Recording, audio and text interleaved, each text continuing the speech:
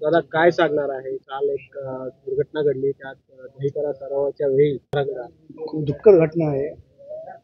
त्यांच्या घरातला मोठा मुलगा होता, 11 वर्षाचा होता. आणखीन काही दिवसांनी तो कमवायला लागला. त्यामुळे त्यांच्या आई वडिलांचा सगळ्यात मोठा आधार होता तो.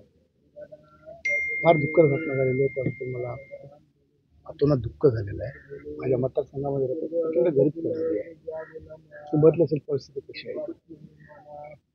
मी त्या मंडळाच्या सर्व प्रमुखांना सांगू इच्छितो, अशा लहान मुलांना आपण गोंधळ करून कोर्टाच्या नियमाचं पालन करा.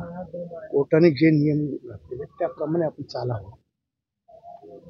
सण आहे, उत्सव आहे, साजरा झाले पाहिजे.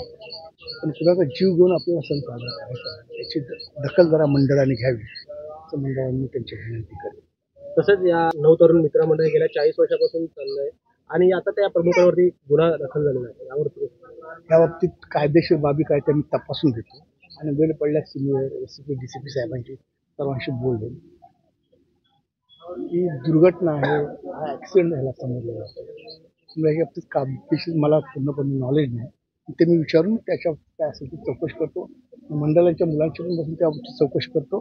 तसंच चुकीचे प्रकार घडले नाही पाहिजे महाराष्ट्रामध्ये. त्याची आपण सर्वांनी दखल घेतली पाहिजे. मंडळाच्या प्रमुखांना सर्वांना मी विनंती करतो हात जोडून, कोर्टाच्या नियमाचं पालन करा आणि सण आपले साजरे करा.